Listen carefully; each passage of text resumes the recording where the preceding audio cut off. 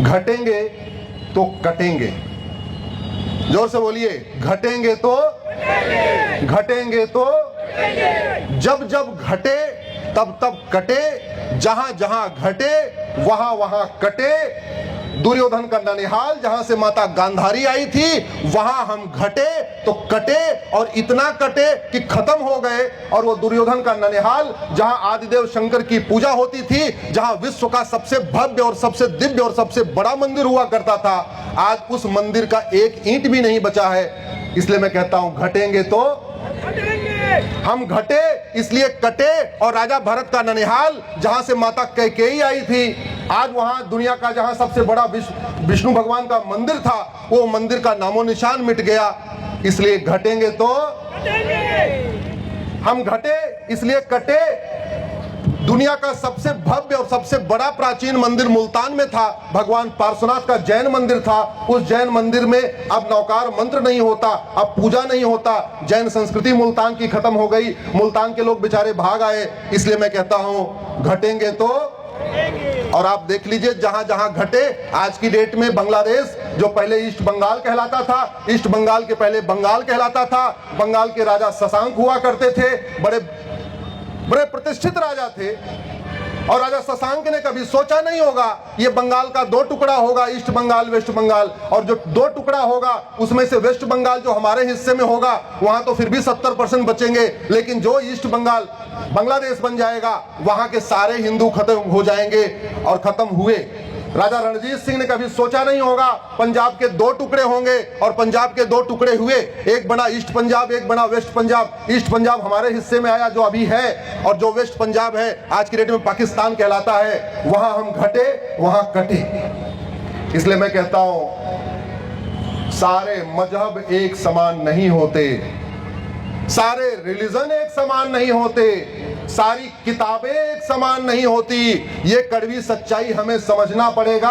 और जाति से ऊपर उठ के, क्षेत्र से ऊपर उठ के, अगड़े पिछड़े की सोच से बाहर निकल के हमें जो पंचतंत्र है, पंचतंत्र का जो एक सामाजिक समरसता का संदेश है, इसको हमें घर घर पहुंचाना है। क्योंकि इस समय आप देख लो, ईस्ट बंगाल जो बांग्लादेश कहलाता है, वहां किसी को मारने के पहले उसका जाति पूछा जाता है क्या? जोर से बोलिए जरा।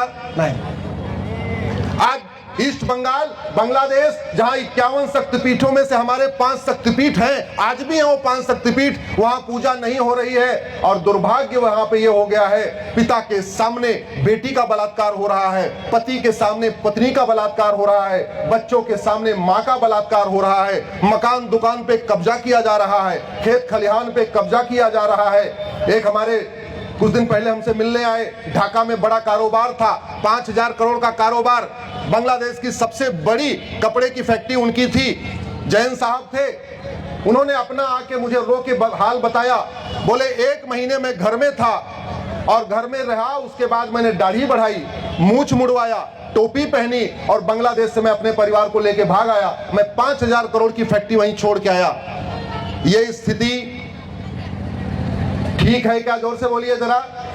खतरे की घंटी है कि नहीं? और डेमोग्राफी बहुत तेजी के साथ बदल रही है।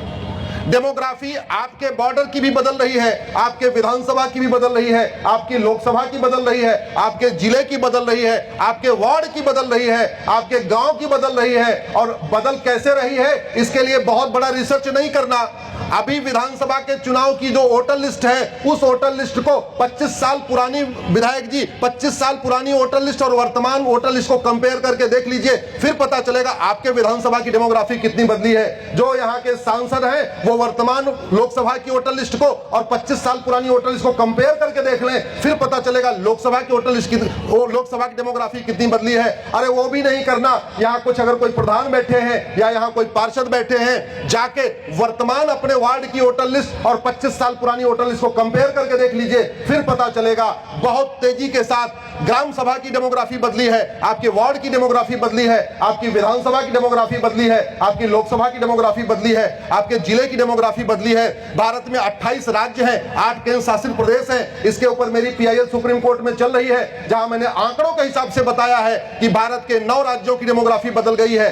28 राज्य, 8 केंद्र शासित प्रदेश, टोटल हो गए 36 में से 9 राज्यों की डेमोग्राफी बदलने का मतलब 25% राज्यों की डेमोग्राफी बदल गई। भारत में 800 जिले हैं, उसमें से 200 जिलों की डेमोग्राफी बदल गई, इसका मतलब 25% जिलों की डेमोग्राफी बदल गई। भारत में 6000 तहसीलें हैं, उसमें से 1500 तहसीलों की डेमोग्राफी बदल गई, इसका मतलब 25% तहसीलों की डेमोग्राफी बदल गई। भारत के बॉर्डर पे कुल 300 तहसीलें हैं, उसमें 300 की 300 तहसीलों की डेमोग्राफी बदल गई। चाहे आपका ये बलरामपुर और ये वाला बॉर्डर हो, चाहे आगे जाके लखीमपुर वाला बॉर्डर देख लीजिए, चाहे उत्तराखंड वाला बॉर्डर देख लीजिए, राजस्थान का बॉर्डर देख लीजिए, गुजरात का बॉर्डर देख लीजिए, असम का बॉर्डर देख लीजिए, बंगाल का बॉर्डर देख लीजिए, त्रिपुरा का बॉर्डर देख लीजिए।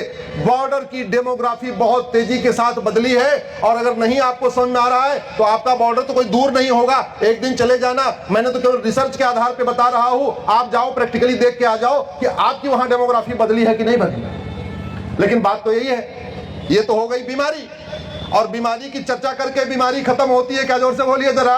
नहीं, बीमारी खत्म होती है दवाई देने से। याद रखिए, डॉक्टर बीमारी को ठीक नहीं करता, बीमारी को कौन ठीक करता है? दवाई। डॉक्टर शरीर में नहीं जाता, शरीर में क्या जाता है? Injection, syrup, tablet, capsule, vaccine.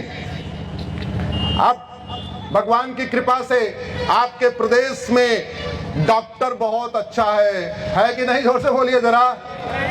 अब डॉक्टर को यह बताने की जरूरत है कि कौन कौन सा दवाई कहां कहां देना है।